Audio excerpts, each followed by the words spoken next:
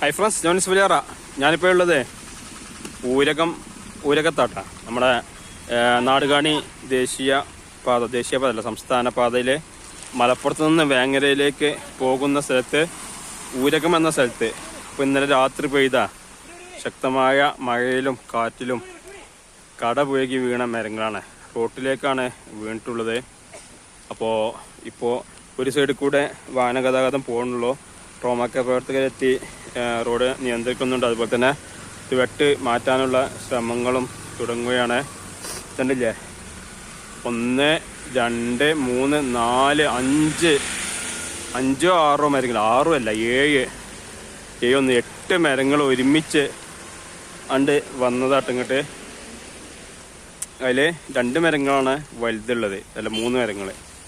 ഇപ്പോൾ റോട്ടിലേക്കാണ് വന്നിക്കാണേ. അപ്പോൾ വെട്ടിമാറ്റാനുള്ള തയ്യാറെടുപ്പിലാണ്. കണ്ടില്ലേ, ഇത് ഒരു കുന്നേരിയാണ്. ഉയർന്ന മുകളിൽ ഉള്ളൊരു കുന്നേരിൻ്റെ ചെരുമിന്ന് കാറ്റിന് മരങ്ങൾ മൊത്തമായിട്ട് ഒന്നിൻ്റെ പിറകെ ഒന്നൊന്നായിട്ട് ഇങ്ങാണ്ട് വന്ന് അതിൻ്റെ അടിയിൽ കുറേ ഇലക്കൊമ്പുകളുണ്ട്. അപ്പോൾ അതൊക്കെ പൊളിച്ച് വന്നിട്ടുണ്ട്. ഞാൻ കാണിച്ചു തരാം.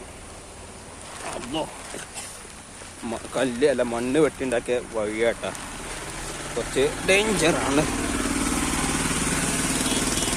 ഇതാണിപ്പോൾ അവസ്ഥ. ഇപ്പം ഇത് മൊത്തമായിട്ട് വെട്ടിമാറ്റണം. വാഹനങ്ങളിങ്ങനെ പോയിക്കൊണ്ടിരിക്കുകയാണ്. സംസ്ഥാന പാത ആയതുകൊണ്ട് തന്നെ വാഹനങ്ങളിങ്ങനെ കണ്ടിന്യൂസ് ആയിട്ട് പോയിക്കൊണ്ടിരിക്കുകയാണ്.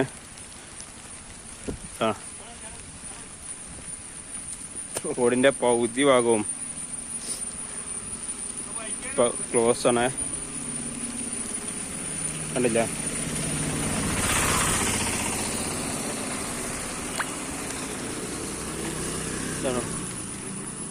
അപ്പം മരം മൂന്നത് ഇങ്ങനെ വെട്ടിക്കൊണ്ടിരിക്കുകയാണ്. ഇത് 1 വേ ആണ്. അപ്പോൾ 1 വേ ആയിട്ടാണ് വാഹനം കടന്നുകൊണ്ട്. ഇത് സംസ്ഥാന പാത കേട്ടാ.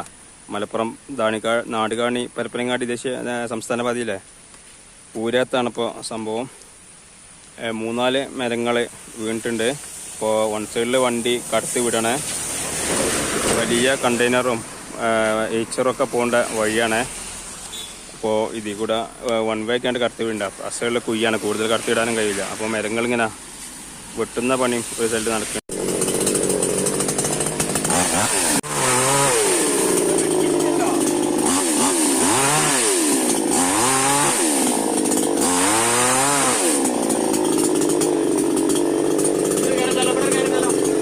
എവിടാ അടി കട്ടിയതോടെ.